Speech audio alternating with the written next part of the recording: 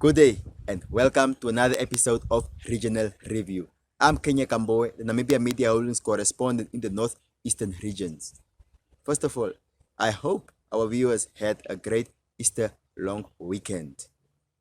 Meanwhile, on today's show, we'll be sharing with you highlights of events that unfolded in the northeastern regions over the past week. We also have an interview with Mr. Paulus Bangu, the Rundu Rural Constituency Councillor, who will be sharing with us some of the projects that he has implemented since he was elected into office in November 2020. In case you came with a bicycle to work or you went with one to school, just know that in history today, it's Bicycle Day. So check out the next video.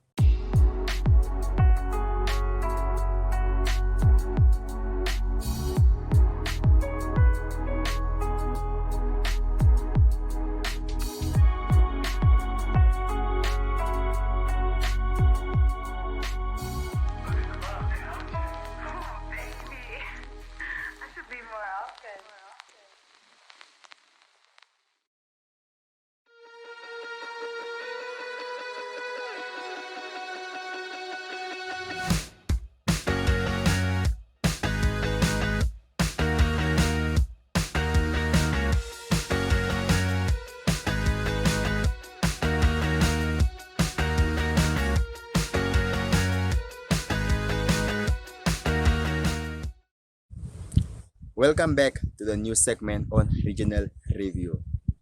As you all know that we just concluded our Easter weekend, and normally the Easter weekend is very eventful in terms of crime. However, in the Kavango East region, not much has happened apart from two incidents that were reported in the daily crime report as availed yesterday.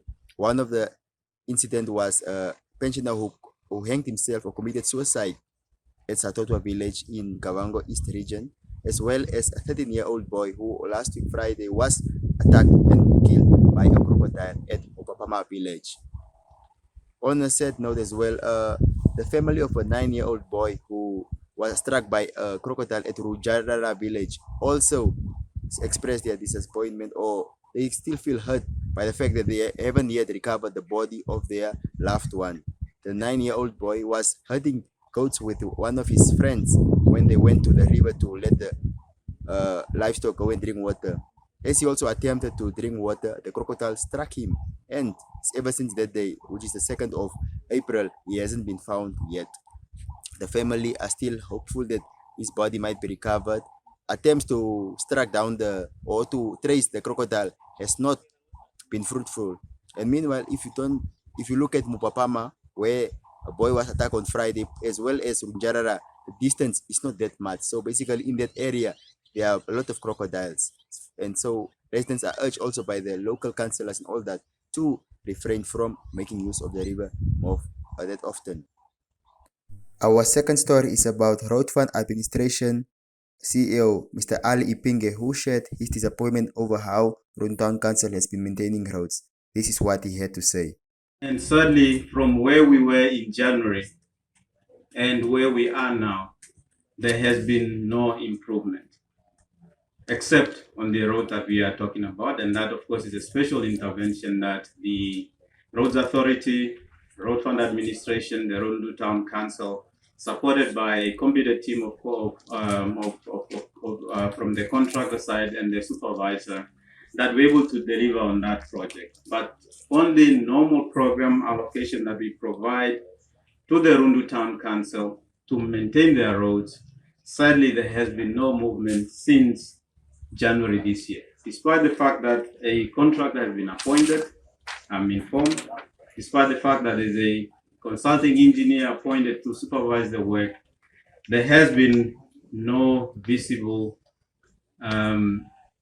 improvements on the roads. And in fact, I was telling my colleagues, after I had driven the road with the CEO, I almost reached a point of depression.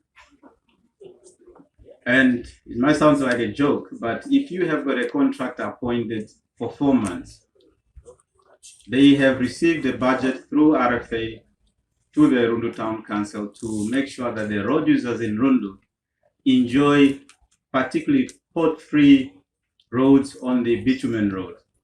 And I'm informed that there has been no single pothole fixed since January. And then I think this is, and I'm not making this up, But I think this is just a continuation of what the Honorable Wakadumo had to say about his observation. And because of that, we have as an organization duty towards the road user that contribute to the road fund to make sure that they get value for money on the contribution that they make. So certainly it cannot be business as usual, and certainly we'll be having one-on-one conversation with the Rundu Town Council in the coming week as to how do we then change the way we do business.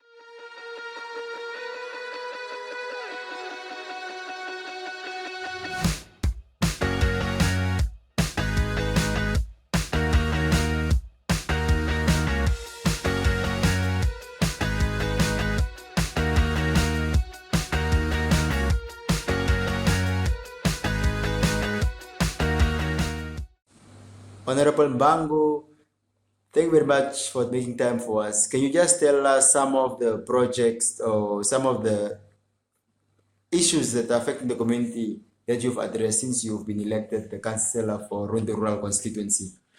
Yeah, no, thank you very much for that question. Basically, during our campaign, we were very much clear, and one of our motto was unity, progress, as well as development. The issue that we picked up during our campaign is that people have no access to clean water. Most of them in the constituency, especially those ones living alongside the river. And then there was also issue of poor road infrastructures, issues of electricity, poverty, and so on. But ever since we took office, because I've been in office now about in a year and 5 months, I think the next month it will be the sixth month. We have tried a lot. We have drilled boreholes. We have drilled borehole at Makandina. We have drilled and installed borehole at Makandina, Kawe, Mbora, Kumezao, Mazana. And recently this week we've installed another borehole again at Manangombe along the gravel road. And we have drilled again an additional 3 boreholes at Wazanga, Uvunguvungu, Mtengo Mkuru, as well as Shimpanda. We're just waiting for the lab results so that we can also install it. Hopefully, I think we might install it next month. And then we have also tried to help our community with water pipeline, especially at Kuma. At Kuma, there's a borehole already, but then people are also working a long distance. So what we did with the VTC, we have also tried to put water pipeline. And in Kuma now, if you go in Kuma today, there are different types of borehole, trying to shorten the distance for the communities. We have also put water pipeline at Kaparara village, deep in the inlet, so that at least people don't walk a long distance again to go to the water point. And we'll be doing the same. We are having the same project in Ngangana. We're going to do the same at Ngangana. And at the moment now, as I'm talking to you today, Namu Water, they are busy also putting water pipeline. Actually, we are starting with the Kayengona River scheme. Because at this village at Kayengona, there's Maria Mungere Secondary School. The water that they're using at the secondary school is too salt. And the government spent millions of dollars for maintenance to replace those pipes at the school.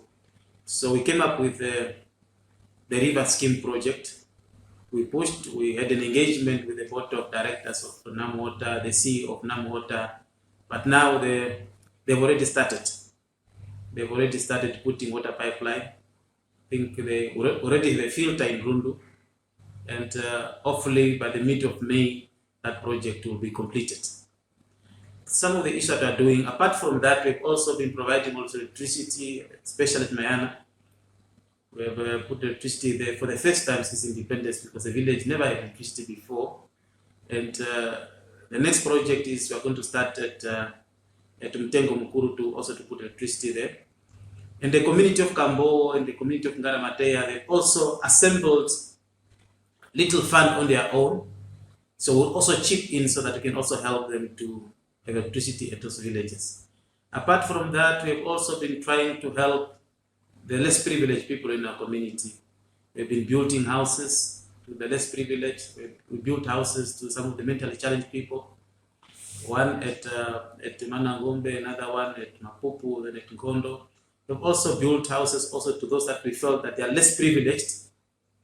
And apart from that, we've also erected structures for the elderly people, the pensioners. Because at the peak point where they are, if there is rain, normally they used to face challenges. They might even have to run away because of rain. But now what we did is that we came up with a project of putting structures so that at least they have shade when they wait for their money. They are at least in the shade. We've done that at Muhopi, we've done that at Kambowe, we've done that at Vungu. And next week again, we're going to build another structure again at Ngone to help our elderly people. Apart from that, we've also been providing, also helping, working together with the Minister of Home Affairs. Last year, the Minister of Home Affairs, they went through villages to villages. Literally, we visited all the villages in the Rundu Rural to try also to bring that service closer to the people, to give people the national document. Those that meet the requirement, they were able to get national document, birth certificate, and so on. And some of them were also captured ID, provided that they meet now the requirement.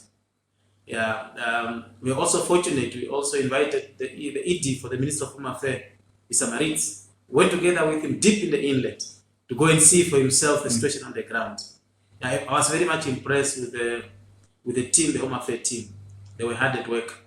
I'm also grateful for Maritz that he also understands the situation that is on the ground. As well as our team also here in Rundu, Deputy Director Shipena, and the others. Apart from that, I think that exercise will continue again this year. By July, we'll still invite Home Affairs so that we can also go in, because there are many people that are still in need of that service. Some of them cannot be able to travel a long distance to go to Rundu to access those services. Sometimes a person might come there, then he's told that now you don't have there's one document missing. Now once he goes back, he'll not be able to get money again to hike back. So we'll still be doing that exercise. It's a continuous exercise actually. And apart from that, in Rundu Rural, we also have an agenda which is among the conflicting priorities. We also prioritize sport. We break sport in Rundu Rural because sport was also neglected in the past. So last year we had 2 tournaments. The Rundu Rural Youth Annual Cup, which was for $25,000, and then another one, it was in December. Normally we have two tournaments every year. So this year we're having another tournament that is slated for the 30th of April until the 3rd of May. But that one will be now for 30,000. Strictly only for the Rundu Rural teams. So it's not for profit making. It's just to make the youth to participate in sport. So there will be soccer, netball, as well as Butu. Butu is a traditional ball game. We are trying to promote it as well, so that maybe in future, if we can also become one of the sport code at Olympic.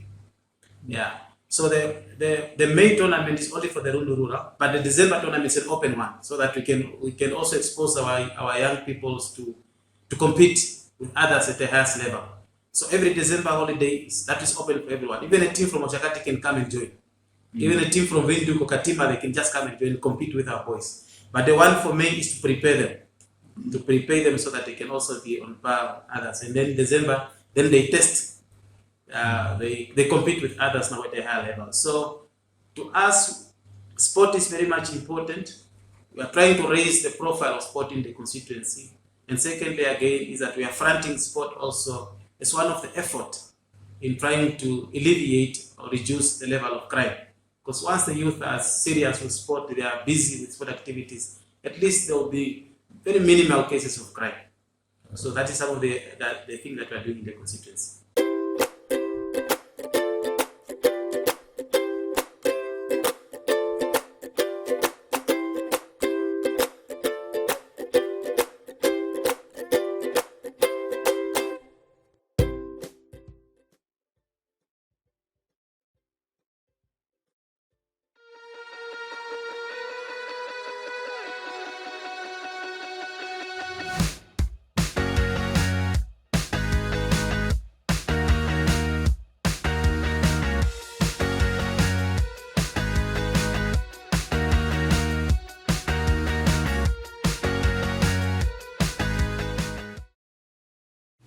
Taking a look at the weather in the northeast, Nkurunkuru is sunny and pleasant for the rest of this week, with temperatures rising over the weekend. Rundu is sunny and pleasant also for the whole of this week, with temperatures hovering at around the 30-degree mark. The same goes for Kongola and Katima Malilo. Enjoy! That was it from us today. Thank you very much for watching and stay tuned for another episode of Regional Review same time tomorrow. Enjoy the rest of your day.